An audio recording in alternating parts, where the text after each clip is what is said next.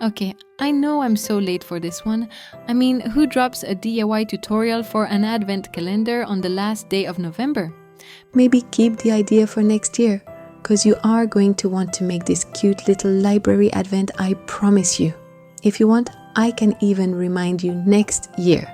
I got heavily inspired from idoitmyself.be on Instagram, so all credits to her.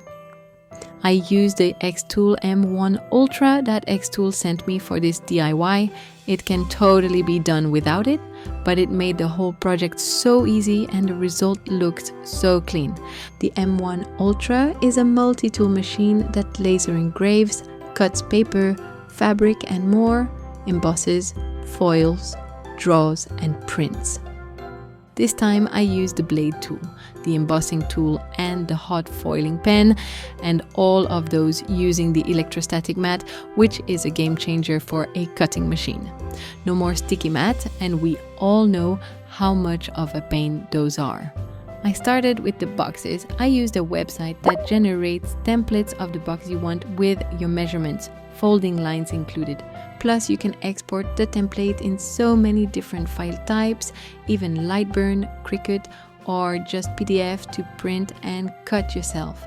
I cut the boxes from this off-white paper I found at Action, which is similar to the Dollar Tree here in Europe. I made them in 3 different heights and 2 different thicknesses, but kept the same depth for all of them.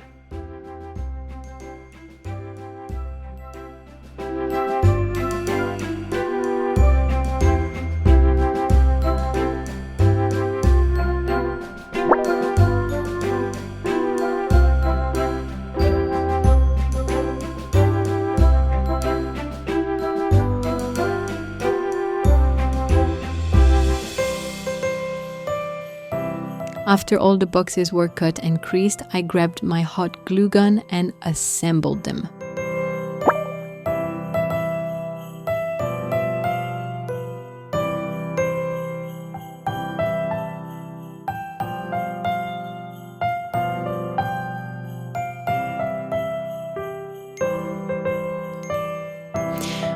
By the way, I got this wireless hot glue gun recently and I love it so much. It has changed my life.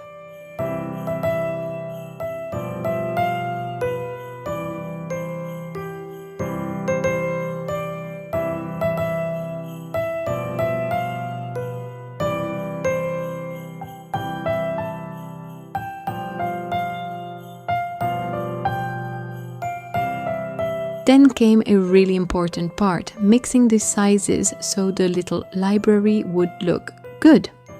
I played around until I was happy with the layout, and then I picked the colors. I chose a Christmassy red for the 25th and also the 6th. Then, for the rest, I will alternate between craft, burgundy and the white leftovers from the boxes. For the cover's measurements, I added 0.5 centimeters to the spine so that it'd be nice and round, and I also added 0.3 centimeters of overhang all around. I calculated the boxes' sizes so that I'd be able to make 2 covers out of 1 A4 sheet of paper. That way we have as less waste as possible. I used the embossing tool this time again to crease around the spine to help place the foil and the box and to make the opening of the box once assembled easier. That is totally optional. You can just fold after cutting and that's it. Then I foiled each spine to look like an antique book. For some I used the xTool Studio Shapes, and for others I used the tool that helped tracing images as vector shapes. Then I placed the foiling pen, turned it on and foiled away. Another way to do that would be to use a hot foil quill like the one from We Are Memory Keepers.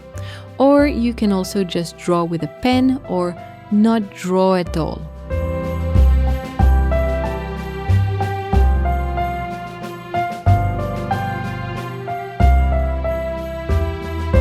For the 25th, I made it extra special. First, I made it thicker to be able to place in more candies, and also I foiled the front cover with Merry Christmas.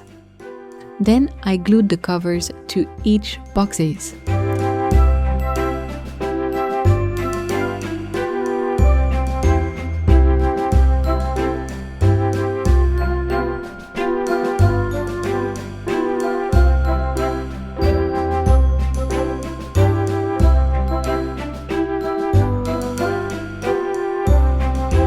And there is where the magic made its thing, and 25 boxes became 25 mini books holding treasures for each day of the holidays.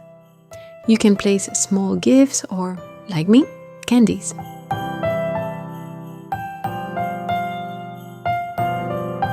And there you go. I hope you liked this video.